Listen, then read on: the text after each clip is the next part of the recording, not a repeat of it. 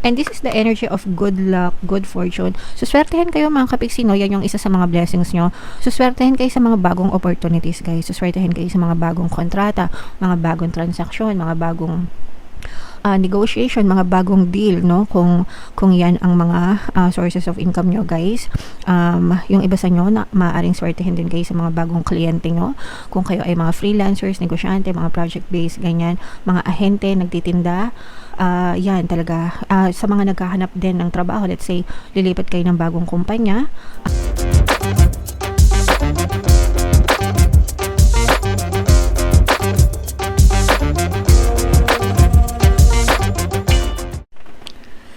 Hello guys, hello Scorpio, welcome back to Pinoy Pixie Tarot. Ang pamagat ng episode natin for tonight is mga blessings para ngayong February para sa Scorpio, Sun, Moon, Rising Sign, and Venus. So, unahin natin tong deck na to, guys. Ito yung mga angel messages para sa inyo mga kapixie. Kung ano lang yung nakaresonate, guys, take that message kasi hindi lahat ng mensahe ay mag-resonate sa inyo. So, una, guys, peace, kapayapaan, no? I-mind nyo na agad itong peace of mind, mga kapiksi. There is no need to worry as everything is working out beautifully, no? Nagiging ma-okay, magiging ma-okay ang lahat para sa inyo, mga kapiksi. So, alisin nyo na yung mga pag-worry, yung mga pag-aalala, guys, kasi yung mga pag-aalala, mas lalo lang siyang lala ng mga problema nyo, and mas lalo lang nagkakaroon ng balakid, no, sa pagpasok sa maluwag na pagpasok ng blessings sa buhay nyo, mga kapiksi. Okay? So, alisin yung pag-aalala, maging mahinahon lang kasi tutulungan naman kayo ni universe. Hindi naman kayo papabayaan sa lahat ng pagkakataon, mga kapiksi.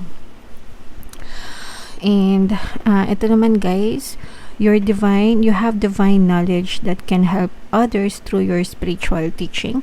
Actually, guys, kahit hindi spiritual teaching, no, yung mga kaalaman nyo na pwede nyo i-share sa ibang tao, pwede nyo ibahagi yung mga positibo. Syempre, guys, pagka mga negative, wag nyo nang ipagkalat. Doon lang tayo sa mga positibo, guys, no? Yung mga kaalaman nyo, karunungan nyo, no? Even yung story ng buhay nyo, mga kapiksi, may matututunan at matututunan dyan yung ibang tao, guys. So, pwede nyo siyang i-share para makatulong kayo sa ibang tao, guys. Sharing is caring, ika nga. Okay? And meron tayong focused intention. Ito, guys, ito yung kailangan natin talaga sa buhay para talaga mag-manifest yung mga bagay na gusto natin. Okay? Keep your unwavering thoughts, feelings, and actions focused on your target, and you will make your mark. Basta nakafocus kayo, guys, sa mga intentions nyo, sa mga gusto nyong mangyari, talagang magkakatotoo at magkakatotoo yan. Mapupush out yan sa inyong physical reality. Lahat ng bagay na gusto natin, magsisimula yan sa thoughts natin, sa isip natin, hanggang sa eventually, no, tutulungan kayo ni universe na mag-move yung mga tao, bagay, sitwasyon sa paligid mo, including you, no, para mag-manifest yung mga desires nyo, mga kapiksi. Okay? So, you will hit your mark, guys, no? Basta nakafocus lang talaga kayo, mga kapiksi. Alright? So, comment down below if naka-resonate kayo dyan, Scorpio. So, ito naman is yung sa love advice naman, love message or love advice. Again, kung ano lang yung makaresonate, take that message kasi iba-iba kayo ng mensahe dahil iba-iba kayo ng sitwasyon. So, yung first message, guys, wag puro jowa. Isipin mo rin ang sarili mo. Okay? So, wag tayong puro sila. Kailangan, meron din kayo. Kung iniisip nyo sila, iniisip nyo rin dapat yung sarili nyo. Kung iniisip nyo yung mga kabuti sa kanila, dapat iniisip nyo rin kung ano yung mga kabuti sa inyo, mga kapiksi. Kung mahal nyo sila, dapat mahal nyo rin yung sarili nyo. So, kailangan equal guys, okay? Para talaga magkaroon ng harmonious na relationship mga kapiksi. Okay? And then, ito namang next message guys. Tao ba ang jowa mo o sibuyas? Bakit ka iyak ng iyak? So, hindi naman ito mag-resonate sa lahat guys, no? Pero kung tinamaan kayo at iyak kayo ng iyak, baka sibuyas nga yung ginawa mo at hindi tao. So, I mean, syempre para patawanin lang kayo dito. Pero, ito ay para anahin din kayo, no? Na bigyan din kayo ng reminder, no? Na in a relationship kayo para kiligin, para maging masaya, hindi para umiyak, hindi para magdusa. Kung ang relasyon nyo ay puro pag-iyak na at puro dusa, at hindi na kayo masaya, at hindi na okay, di ba? Baka it's about time na pag-isip-isipan nyo naman mga kapiksi kung worth it pa ba yung relasyon na yan mga kapiksi, or baka sa wala na papunta, di ba? So timbangin nyo rin guys, okay? And eto guys, kung wala siyang time sa'yo, hindi kanya priority, hindi ibig sabihin na hindi kanya mahal. Ibig sabihin lang, hindi kanya priority, hindi ikaw yung una sa listahan niya, no? Kaya wala siyang time sa'yo, mga kapiksi, okay? Pero, kasi yung iba, diba, pag ang drama-drama kapag hindi sila kinokontak, sasabihin, wala ka ng time sa akin, hindi mo na ako mahal. So, yung mga sample yan ng mga drama-drama sa hapon. So, baka masyado lang busy, baka masyadong maraming inuuna yung person mo.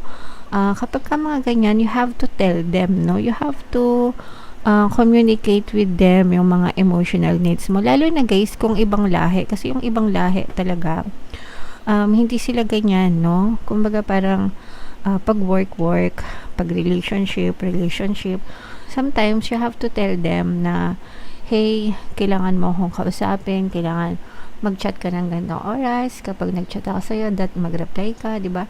I mean, kailangan mag-set kayo ng makatotohanang expectation sa kanila mga kapiksi. Okay? Alright. So, yeah. Comment down below, guys, if feeling nyo naka-resonate kayo dyan sa mga messages na yan, Scorpio. So, shuffle natin to, guys. Hanapin natin yung energy ng Scorpio at saka yung energy ng blessings. Habang sinashuffle ko to, panoorin nyo muna, guys, yung video natin regarding sa ating paano mag-manifest ng abundance video course. Kapiksi, sawa ka na ba sa mga struggles at hirap sa buhay mo? Masipag ka ba at masikap sa buhay ngunit hindi ka pa rin umaasenso? Ilang beses ka na bang nag-attempt mag-negosyo at mag-invest pero palagi ka pa rin nalulugi? Sa pagkakataon na ito ay maaaring may subconscious beliefs ka na nagiging balakid sa iyong pag-unlad at pagyaman.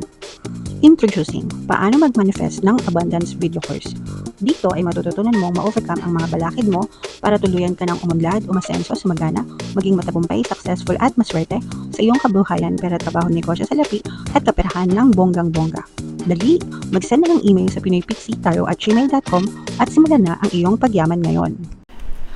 Alright, so sa lahat ng gusto mag-avail ng course guys, meron tayong paano mag-manifest ng abundance video course, paano mawala ang third party at magkaroon ng harmonious na relationship, paano pabalikin sa ex or vice breakup. Sa mga interesado guys, mag-send lang kayo ng email sa pinoypixie@gmail.com. And sa mga naghahanap guys ng pampaswerte na lucky charms or lucky bracelet, aventurine tsaka citrine guys, ito may makikita kayong mga link sa description box. So, Scorpio, kayo ay represent ng King of Cups. Ito yung ating blessings energy mga kapiksi. So, mayroon ditong presence ng another water sign, Cancer, Pisces, Scorpio. For some of you, maaaring may ganyang element kayo sa inyong natal chart guys, or you may be dealing with other signs na may ganyan sa kanilang natal chart.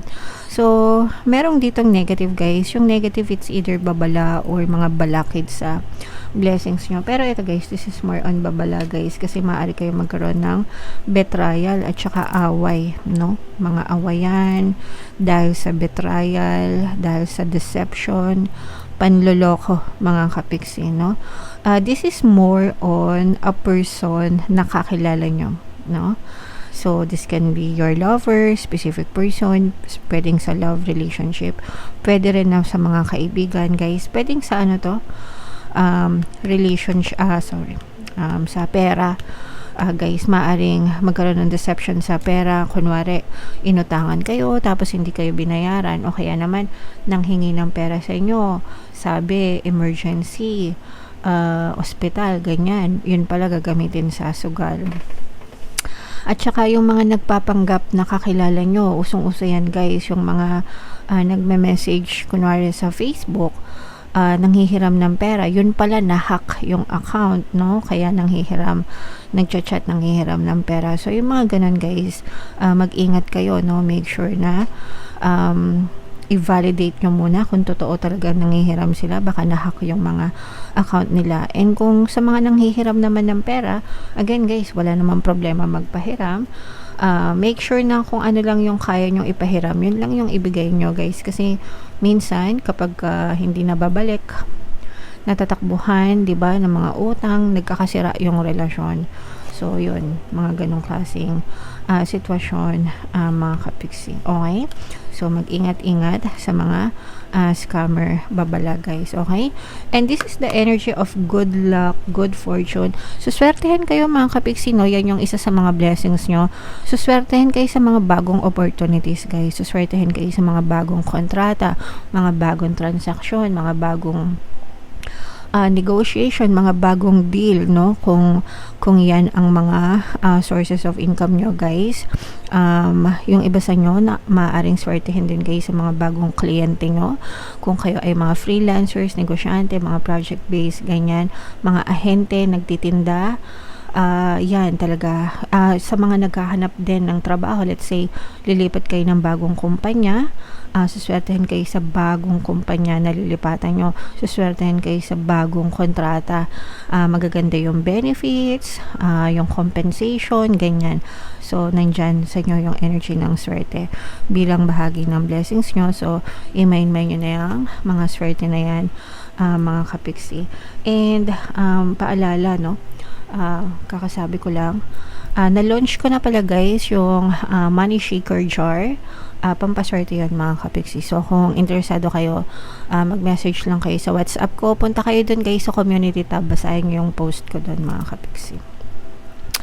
And ito naman guys ay bless kayo sa mga bagong relasyon ito, no? Kung kayo ay single, mga kapiksi, and nakikipag-date kayo or makikipag in a relationship na kayo guys, so swertein kayo sa bagong relasyon nyo, mga kapiksi, sa mga bagong specific person nyo guys. So yan, bless din kayo dyan guys. So i-main-main nyo na yan sa comment section, mga kapiksi. Alright, kung kayo ay may mga problemang pinagdadaanan guys, no, especially sa financial problems or sa mga financial troubles, matatapos na yan, malalampasan nyo yan ng matiwasay, at saka may mga taong tumutulong sa inyo. So ano to guys, parang end na ng problem, end na ng pag sinabing end, dulo, katapusan yun, katapusan na ng mga problema nyo, katapusan ng mga especially sa financial problems, kasi makakabangon na kayo, unti-unti na kayong magkakaroon ng magandang progress. Let's say for example, baka may mga utang kayo, may mga kunwari sa Bombay or sa mga loan apps, ganyan, malapit nyo nang matapusan yung mga utang nyo, and may mga taong nagbibigay ng tulong sa inyo para matapusan nyo yung mga financial problems nyo, mga kapiksi. So swerte kayo dyan.